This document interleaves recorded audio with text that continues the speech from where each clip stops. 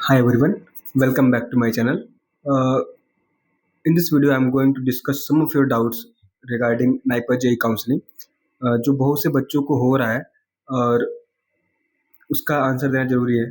First doubt ये है कि सर एडमिशन कंफर्म करने के लिए कितनी फीस पे करनी होगी फॉर एम फार्म। ठीक है, तो एम फार्म अगर आपको करना है तो आपको एडमिशन फीस आपका जो टोटल फर्स्ट सेमेस्टर की फीस रहेगी उसको आपको पे करना होगा। For example if you belong to general और OBC category, you have to pay 1,07 or 8,000 for the first semester. Okay, तो वो आपको एक्सेप्ट करने के लिए पूरा आपको पे करना होगा। और अगर आप S C S T category belong करते हैं तो अराउंड 80K आपको पे करना होगा। सो पेमेंट मेथड्स क्या है, कैसे पेमेंट करना है? तो अगर it is if it is one less than 1 lakh तो आप जो है पे कर सकते हो उसको थ्रू यूपीआई। बट अगर वो 1 लाख से ज़्यादा है तो आपको कैसे पे करना है? आप नेट बैंकिंग ही आपके पास एक ऑप्शन है। ठीक है, एक क्वेश्चन ये था। दूसरा है कि no need of affidavit, right? Yes, there is no need of affidavit for web counselling now. ठीक है, हाँ, एक ये बहुत ज़्यादा इम्पोर्टेंट और बहुत ही अच्छा डाउट है जो मेरे भी मन में आता था लास्ट ईयर। और मैंने अपने दोस्तों से पूछा था कि why don't you choose general category over your category, because उनके रैंक अच्छे थे फिर भी उन्होंने ओबीसी कैटेगरी में ही सीट लिए थे। तो मैंने पूछा था उन लोगों से, तो उन्होंने बोला कि शायद पवन ऐसा भी हो सकता है कि क्या पता मुझे अगर मैं जनरल सीट में ले लेता तो मुझे जनरल की फीस पे करनी होती। फॉर एग्जाम्पल ये it is applicable more to S C category, क्योंकि एस सी कैटेगरी का जो फीस है वो कम है। लेकिन ऐसा बिल्कुल नहीं होने वाला।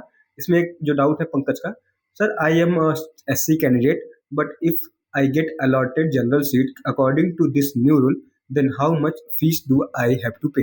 So you have to pay your category fees only about 80,000. I don't think they will charge more than that because it is the reservation policies। लेकिन इससे आपका फीस जो है वो नहीं बढ़ सकता। ऐसा नहीं है कि आपको अगर जनरल सीट मिली है तो आपको फीस पे ज़्यादा पे करना पड़ेगा, ऐसा बिल्कुल नहीं होने वाला। ठीक है, सो ये बहुत ज़्यादा इंपॉर्टेंट है। हाँ, एक क्वेश्चन ये था कि सर एमटेक वालों को भी 12,400 मिलेगा क्या, क्योंकि this candidate is not qualified get but he is qualified GPAT only. तो अगर आप जीपेट क्वालिफाइड है, नेट क्वालिफाइड है, अगर आप गेट क्वालिफाइड है, तब भी आपको जो है एमटेक में जो है स्टाइपेंड मिलेगा। एक शर्त यह है कि आपको जो है सीट लेना है वो स्टाइपेंड वाली होनी चाहिए, मतलब फंडेड सीट होनी चाहिए। सेल्फ फाइनेंस्ड होगी तो नहीं मिलेगा। ठीक है, अब नेक्स्ट डाउट ये है कि सर सर मैं ड्रॉपर था।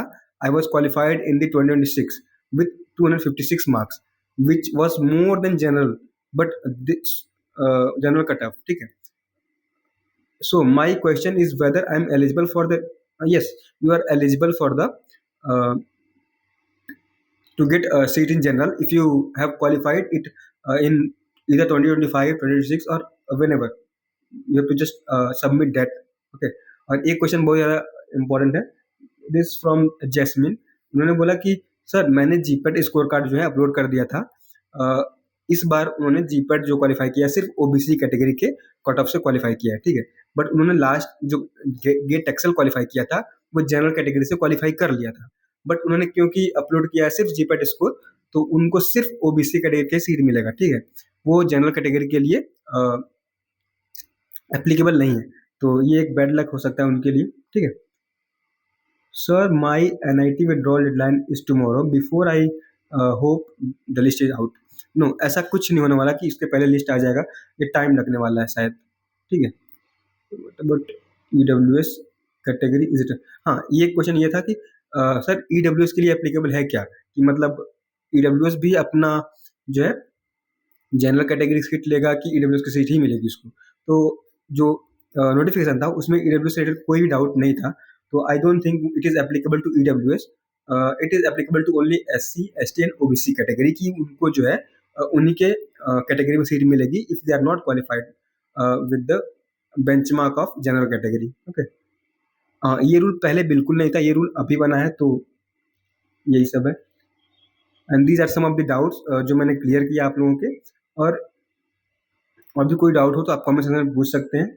और thank you for watching this video guys, thank you.